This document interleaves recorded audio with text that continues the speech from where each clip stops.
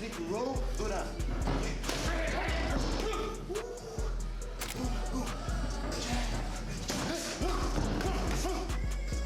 Mike Tyson never fails to astonish. In an ongoing training session for Mike Tyson versus Jake Paul, Mike Tyson didn't hold back and injured his trainer.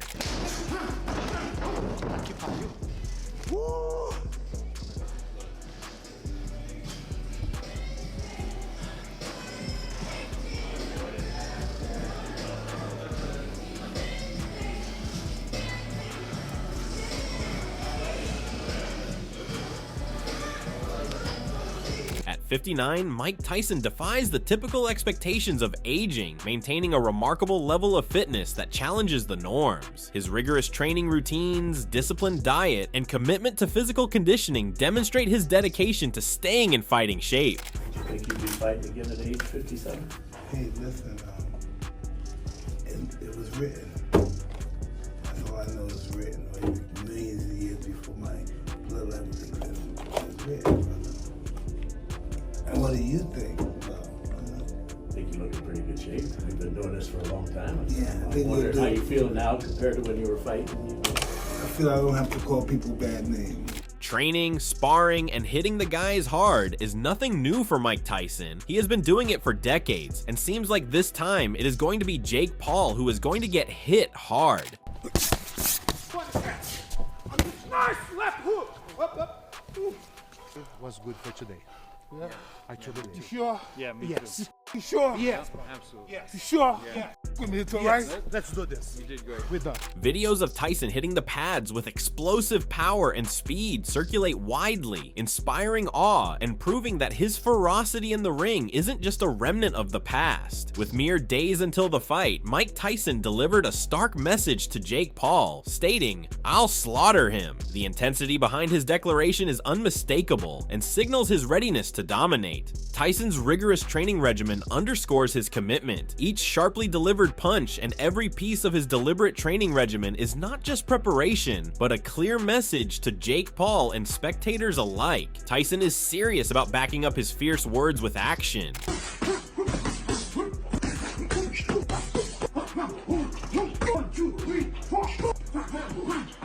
Despite his age, Tyson's physique remains robust, his movements fluid and powerful, ensuring that he remains a formidable competitor, ready to hold his own against much younger opponents. This is the strongest I've ever seen you. Yeah? Yeah, the strongest I've ever, and I know you since you're 13. I think this impressed the shit out of me. Nothing impresses me. Mike Tyson's training regimen showcases his legendary intensity and commitment to excellence. He continues to impress with rigorous workouts that highlight his strength and agility, proving that age is just a number. His fierce determination in training reflects his readiness to face any challenge in the ring. Very well, Mike. 1, nice tight. 2, 3, 4, 5, 6, 7, 8, 9, 3, 4, 5. The brief clips of Mike Tyson's training sessions have stirred mixed reactions among professionals and fans alike. Lennox Lewis has weighed in on the upcoming fight between Mike Tyson and Jake Paul, predicting that Paul could face significant challenges. Despite Tyson's age, Lewis expressed confidence in Tyson's capability to manage the fight effectively, suggesting that Tyson's experience and skill might still be too much for Paul to handle. I was thinking that Jake Paul was going to be in trouble because, you know, Mike Tyson knows how to throw great body punches, great headshots, and you know, we just have to see if he's going to do them in the ring. I'm hoping that he'll do that. It's a task. You know, it's hard to box at when you're that old, moving around the ring, throwing punches, getting punches thrown at you. But I think he can handle it. Concerns have emerged over the authenticity of Mike Tyson's training footage, with allegations suggesting that his team might have released outdated clips to exaggerate his fitness level, casting doubts on the integrity of the fight's promotion. Chael Sonnen has raised questions about these discrepancies, pointing out that the footage might not be recent and could date back to Tyson's exhibition bout with Roy Jones Jr. This has sparked a debate over the real motivations behind releasing potentially misleading footage, suggesting that it might be an attempt to sway public opinion or even deceive regulatory bodies involved in fighter licensing. If you just gave us a little piece of evidence, right, we'll come along the rest of the ride. But you gotta show us training footage of Mike.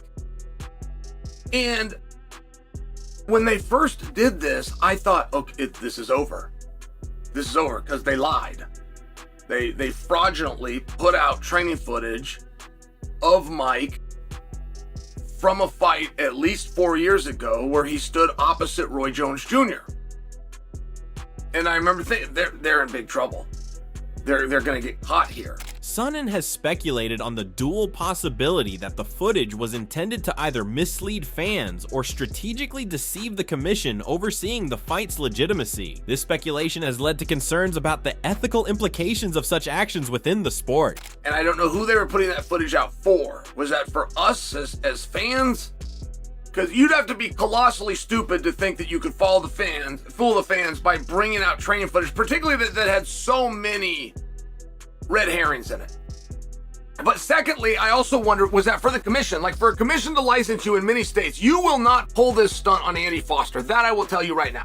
Continuing his critique, Sonnen stressed the need for Tyson's camp to release current, authentic training footage to validate his readiness and restore trust. This situation underscores the broader issues of transparency and honesty in fight promotions, highlighting the necessity for genuine representations to uphold the sport's integrity. Was there some element where this fake training footage was just to dupe the audience, which is going to be a colossal disaster if so, or was it done to dupe the commission, of which is very possible? While these snippets showcase Tyson's enduring power and skill, their brevity has led some to question their authenticity and effectiveness. I'm only asking for the standpoint because I couldn't make any sense of why they would put it out. And so then once they did put it out, it made it even more important. It made it quite exponentially more important that they put out actual footage. Critics wonder if these moments, primarily designed for social media impact, genuinely translate to Tyson being ring-ready for a full-length bout. Likewise, Sergio Mora criticizes Jake Paul for choosing an aging Tyson as an opponent, pointing out that training videos do not equate to real fight readiness, emphasizing the difference between appearing fit and being ring-ready. I've always been a critic of Jake Paul and having him fight real fighters and boxers. But fighting a fighter that hasn't fought in over 20 years of Mike Tyson, he got beat, 20 years ago. And he lost the last 2 fights, got knocked out. Yeah, he got knocked out the last 2 fights. So at 57, 58 years old, come on, man, you're fighting a senior citizen, and it's not fair. I mean, he can look like a beast, Mike Tyson, for like the 10-second clips that he posts on social media. Anyone could do. I could look like a killer right now on the pads for 10 seconds. But as soon as he turns that camera off, I'm gonna be huffing and puffing and sore. Are these glimpses enough to assure us that Tyson retains his legendary capabilities in a real and potentially grueling fight? Or are they just well-crafted moments meant to captivate an audience without real substance behind them? Colby Covington and Curtis Blades have openly criticized the upcoming fight between Mike Tyson and Jake Paul, highlighting concerns over the safety and appropriateness of the match. Covington notes the health risks to Tyson due to the age gap, while Blades dismisses the fight as a joke, expressing his refusal to watch what he sees as a questionable event. I think, Mike still looks like a superhuman for 58, but he's still 58 years old, and he shouldn't be fighting anymore. I don't think it's safe. I think it's dangerous. At that age, your heart might explode. He gets hit in the head, he might have a brain bleed. I mean, the guy, that's what I hope for. I hope that Mike Tyson makes it through injury-free and doesn't get hurt. But I don't like the fight. Jake's in his mid-20s. He's doing every chemical known to man. He's literally a lab project. They're just juicing him up, him and his brother. Yeah. Everybody knows that. The machine's behind him, juicing him up, putting every chemical known to man. So I think it's going to end bad. I think, Jake's going to probably knock him out within the first 2 minutes. And if he doesn't, then it'll be because he's carrying him and he's trying to make the freak show look like it's a competitive fight. But I hate the fight. I think it takes away from Mike Tyson's legacy when a guy like this comes in and beats him. WWE undisputed champion Cody Rhodes, while a fan of Tyson and hopeful for a knockout, acknowledges the high-quality training facilities at Jake Paul's gym in Puerto Rico. After visiting, Rhodes admits that despite his preference for Tyson, the odds might favor Paul on fight night. That's a tricky one. I mean, I think everyone, when it comes to a Mike Tyson fight, even today, want to see this big legendary Mike Tyson knockout. But Logan Paul and Jake Paul have a wonderful gym, Problem Child gym down there in Puerto Rico, where I once got to visit, and I was blown away by. They have every modern training thing you could possibly think of, surrounded by the best professionals. And I know you see them in all these social and these influence videos and all this different content creation. they have such an arrogance and such a bravado. But if you've ever met either of the Pauls, they seem to be the most disciplined guys in the room. So as much as I love Mike Tyson, Ilia Topuria expressed concerns about Mike Tyson's health, particularly given Tyson's age and the demands of boxing. During their discussion, Topuria referenced Tyson's previous experiences in the ring, prompting Tyson to explain his current preparation strategy. Tyson reassured him by detailing his revamped training regimen, emphasizing that his sessions now span the entire day. This fight is not going to change my lifestyle financially. If Jake Paul get in that ring and start trying to prove a point in that fight, man, I'm just telling you, the younger generation, man, how we look at you, we ain't trying to see that, man. The exhibition with Roy, like, when that exhibition happened, man, I felt like it was two of my uncles fighting at the barbecue, man, because I'm like, if he get in there trying to prove something, it's like the Larry Holmes, Trevor Burbick thing. Well, that's how we looking at you in terms of like, hey, man, y'all get to put on a good show for the people, but listen, Larry Holmes and Trevor Burbick didn't put in the work that I put in when they fought me. And not only that, they just weren't qualified to beat me at their best. They just weren't qualified to beat me. See, I train all day. I box and train all day. You know, stay in shape. I'm a fighter. I feel good and I can do it. I feel I can beat this guy. Both Adam Smith and Simon Jordan are troubled by the attention garnered by the upcoming bout between Mike Tyson and Jake Paul, questioning the match's impact on the integrity of professional sports. Their concerns center on the quality and the broader implications of such a high-profile event. I'm really disappointed to see him in this fight. Yeah. But no, because of Jake Paul and the phenomenon that he's created around himself, that this will be watched. Simon Jordan, reflecting on his personal experiences, recalled the last time he saw Tyson fight live, against Lennox Lewis in Memphis. This memory brings a mix of emotions for Jordan, who grew up marveling at Tyson's formidable prowess in the ring. I don't like this. I can't help but look at Mike Tyson. I went to see Mike Tyson fight Lennox Lewis in Memphis, and that was the last knockings of Tyson. There wasn't much left in that fight. Lennox put him away, and it was a one-sided fight. He nostalgically mentioned Tyson's thrilling knockouts against notable opponents like The Truth Williams, Michael Spinks, and Tyrell Biggs, reminiscing about a time when Tyson was a dominant force in heavyweight boxing, captivating fans with his power and ferocity. Right. And obviously we went and see him get beat by Danny Williams and other people, and we saw the last... Kevin McBride, the last one, yeah. I mean, a sad sight, wasn't it? Sad day. And I grew up in a time, I'm older than you, Spence, but I grew up watching him knock out Carl the Truth Williams, watching him knock out Michael Spinks, watching him be the most dominant heavyweight. Tyrell Biggs. As Jake Paul garners attention with his controversial behavior, commentators like Adi Oladipo voice apprehensions about the legitimacy of the upcoming bout with Mike Tyson. Oladipo questions Tyson's confidence, suggesting that Tyson might be underestimating the challenges of the fight, potentially expecting an easier victory than what may realistically occur. Probably, I'd watch two guys falling out of a pub fighting though, so I don't know if it means so much me saying yes, I would watch it, but I hate it. I absolutely hate the fight. It makes no sense to me. Mike Tyson's 58 years of age. He hasn't fought since, I mean, unless we're counting the Roy Jones fight professionally, since 2005. Hasn't won a fight since 2000. Oladipo also criticized the brief training clips released by Tyson's team, arguing that these short videos do not provide a reliable indication of Tyson's overall fitness or endurance. He recalls similar promotional tactics used before Tyson's fight with Roy Jones Jr., which did not live up to what was portrayed, leaving fans disappointed. And I'm not fooled by these little 4-second clips that are sped up. I want to see, give me 30 seconds, and then I can make my mind up. I'm not sure, these little 4-second hitting the pads thing. He did that for us against Roy Jones Jr., and then that fight kind of obviously didn't deliver. I thought Roy was holding back in that fight, actually. So look, Adi openly questions the wisdom of Tyson's decision to fight again, especially in light of his recent health issues. He expresses concern about why Tyson, given his physical condition and the risks involved, would choose to return to such a demanding competition. And he's not like he's a fit 58-year-old either. This isn't a guy that could run 2 marathons back to back. He clearly had health problems, and I remember a video recently, I think it was about 6 or 7 months ago, where he was in a wheelchair. What's he doing? I honestly don't understand it at all. I mean, Jake's a young, healthy, fit, strong, big guy that can actually box a bit and punch, so I don't quite get it. Shannon Briggs highlighted Mike Tyson's fear factor, noting his rapid, powerful strikes and intimidating presence as key advantages in the ring. Briggs admired Tyson's quick stance shifts and unpredictable maneuvers, enhancing his threat level. However, he acknowledged that Jake Paul's youth and speed could provide him a competitive edge in the matchup. There's got to be one thing that really separates him from the pack as boxers, not from fans. I mean, just speed and variety. If somebody's so fast that when you go to punch and they they beat you to the punch, or it's dangerous. And he was just ferocious. I think a lot of times too, the fear factor going into a fight with a guy like that, nobody has seen a guy like that to that point. Here he not really fighting left-handed. He going both ways. You know what I'm saying? He was squaring up.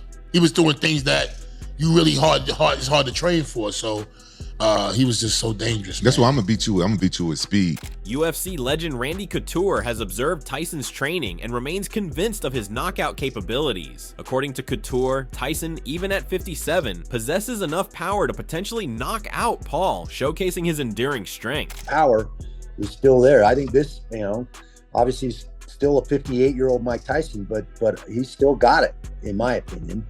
And though that bodes well for going out and this probably ending within the first or second round. And the longer it goes, just like when Mike was in his prime, the longer it went, the questions started arising. All right, how's the conditioning going to be? How's his mindset going to be getting into those later rounds? Because he traditionally didn't. Meanwhile, boxing superstar Canelo Alvarez has strongly criticized the fight, viewing it as detrimental to the integrity of the sport. Canelo is particularly worried about the risks to Tyson's health, cautioning against the dangers of fighting at his age and the potential for serious injury. It's hard to say, but it's risky for Mike Tyson. Really? For Why? sure. Yeah, because he's 57 and 58, I don't know, and boxing is it's not a joke. It's no joke. Canelo, thank you. What about Jake Paul and Mike Tyson? What do you think about that fight? From the UK.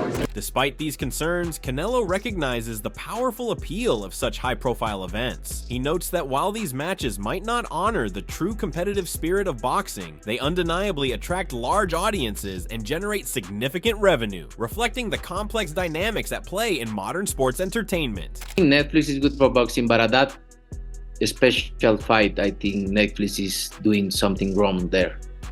I think Netflix being involved, yes, is good, but no, in that kind of fights. I think it's more show than a fight. Conversely, Lennox Lewis, who defeated Tyson in 2002, is more concerned for Paul's safety, highlighting the risks Paul faces against a highly experienced opponent like Tyson. Lewis does not see Tyson at a disadvantage, but worries about the impact on Paul. Somebody I want to talk to you about your old mate, Mike Tyson, returning to the ring at the ripe old age of, I believe, 58 or 59 years of age. Your opinion on that, of course, as somebody who, you've been rivals with Mike, you've known Mike for many, many years. A lot of people concerned about him returning to the ring against Jake Paul. What are they concerned about? Being, of a certain vintage, should we say, should he be getting hit in the head by, admittedly, not a conventional boxer, but still a young, physically fit, athletic man? Yeah, I mean, Mike Tyson knows how to defend himself, and he's boxing against a guy that not as good as boxer as he is, and Mike Tyson knows how to throw a good punch, he knows how to break you down, so I'm more concerned about the other guy than Mike Tyson.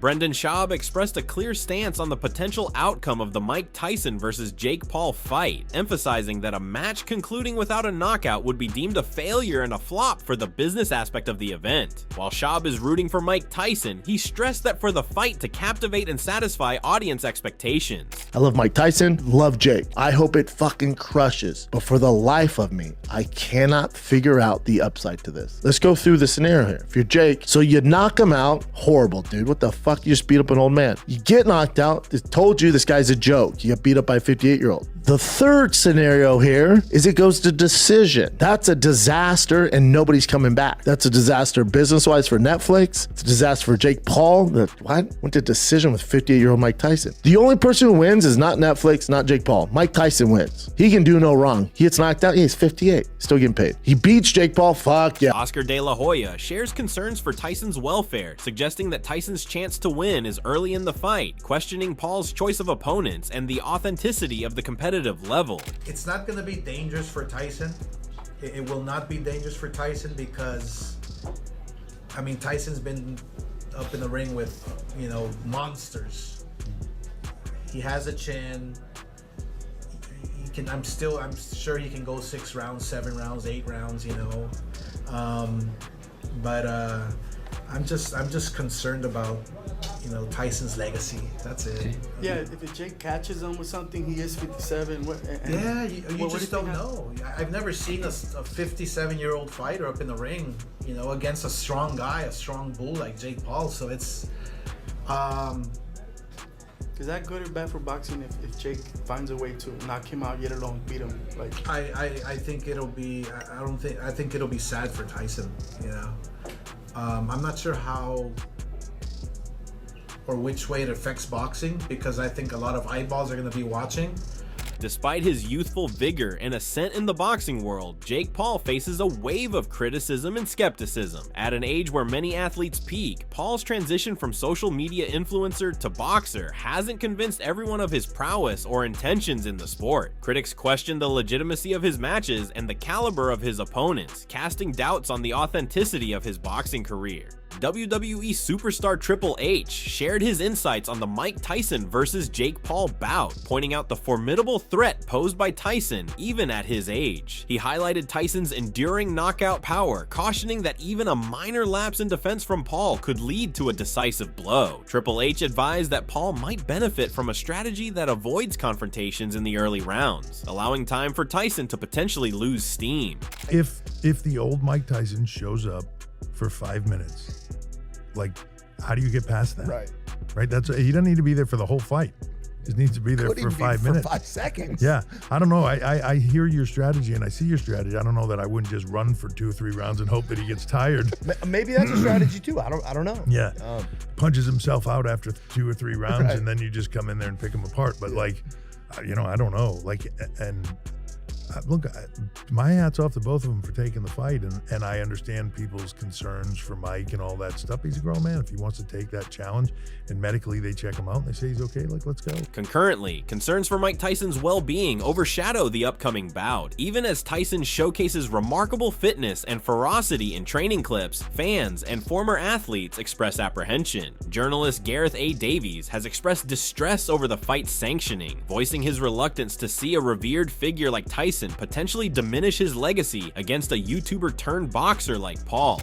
I am very concerned about the news this week that this is a sanctioned boxing bout that will count on the record. I do not want to read on boxrec.com or on Wikipedia that Mike Tyson in 2024 lost to Jake Paul, an influencer and a YouTuber, in a veritable boxing match. It's just not right, and I think we should be concerned about his health, and I think we should be concerned how one of the greatest living icons of our sport, Spencer Oliver. The fight not only tests Paul's legitimacy, but also challenges the wisdom of Tyson's continued presence in such a demanding sport at his age. It's so sad that Mike Tyson has got to do this fight. This is what I wrote on Instagram, and someone commented saying he doesn't have to do it, he's choosing to do it. And then I thought, you're right, he is choosing to do it, but why is he choosing to do it? Well, he's doing it for one reason and one reason only, and that is the money. He's getting paid so much money to do this, so that tells me he's getting bought. So again, it is sad that someone like Mike Tyson can get bought. Former professional boxer Tony Jeffries expressed serious concerns about Mike Tyson deciding to return to the ring at 57. While acknowledging Tyson's freedom to choose, Jeffries questioned the motivation behind such a decision at this stage of Tyson's life, suspecting financial motives might be at play. Because this guy is an absolute legend. He shouldn't be able to get bought like this. He's 57 years old. He needs to be enjoying retirement. Now, I don't think that I've got the wealth that Mike Tyson's got, but if someone offered me $20 million to fight Jake Paul, I would say no, because I care too much about me brain health, about me children, about me family, where it seems like he is being bored, and I'm not trying to disrespect the man. I absolutely love the man. It's just so bloody sad, in my opinion. He criticized the idea of Tyson being compelled to fight for money, suggesting that at Tyson's age, he should be enjoying retirement instead of risking his health. Teddy Atlas delivered a nuanced commentary on Mike Tyson's progression as a boxer, noting the adjustments in his style with age. While Tyson's youthful aggression may have tapered, Atlas highlighted that Tyson still wields the formidable power that established him as a force within the boxing world. He was going to do one thing. He was going to go and get you. Whether he got you or not. He was going. Now he's not. He doesn't appear to be that guy. And what is that? How does that manifest itself as far as a performance? I'll tell you one thing. He still has quick twitch fibers. He still has muscle memory. He was a great heavyweight champion. That he's still, you know, he still remembers how to slip, how to throw and fill a hole when he slipped, how to weave, how to come out of it. Atlas also defended Jake Paul's entry into boxing, countering the narrative that Paul lacks respect for the sport. He recognized Paul's methodical and dedicated approach to refining his boxing abilities, suggesting that Paul is genuinely committed to mastering the art, despite some criticism. Give credit to Paul. Look, that guy's a genius. I mean, first of all, he didn't disrespect the sport. I hear people come up to me. I've been in the sport 50 years. Say, "Oh, Teddy, he disrespected the sport." No, he didn't. He went out there. He got a trainer. He worked in the gym for 4 years, 5 years, whatever the hell it's been, to try to become the best fighter that he could be. To learn the sport, to respect the sport enough to learn. Now, did he pick his spots? Was he smart?